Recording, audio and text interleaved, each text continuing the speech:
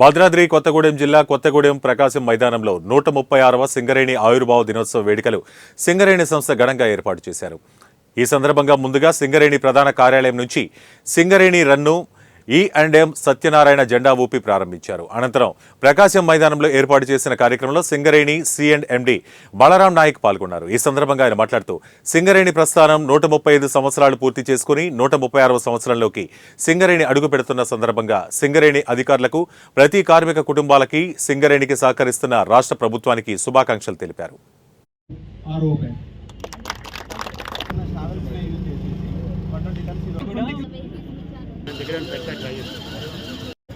Coal handling plant, boiler, turbine. మన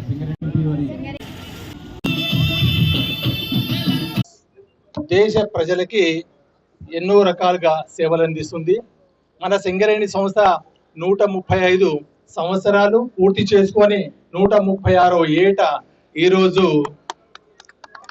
enter అవుతుంది. ఈ సందర్భంగా సమస్త సింగరేణి కార్మికులు, అధికారులు, అవుట్ సోర్సింగ్, SNPC అందరికీ శుభాకాంక్షలు. మనము రాష్ట్ర ప్రభుత్వ సహకారంతో సింగరేణి సంస్థ దినదిన అభివృద్ధి చెందుతూ ముందుకెళ్తుంది. ఇప్పటికే మీకు తెలిసినట్టు సింగరేణి సంస్థ ముఖ్యంగా బొగ్గు వెలికితీతలోనే ఉండింది. దాని తర్వాత మనము థర్మల్ పవర్ జనరేషన్ లో, అలాగే సోలార్ లో ఎంటర్ అయ్యాము. ఆ తర్వాత అనేక రకాలుగా నెక్స్ట్ కూడా మనము పంపుడు స్టోరేజ్ వెళ్ళడం కానీ, సోలార్ని కమర్షియల్ బేసిస్ లో తీసుకెళ్లడము, అలాగే కార్బన్ టు మిథనాల్ తీసుకెళ్లడము, జియో థర్మల్ చేయడము, అనేక విధాలుగా.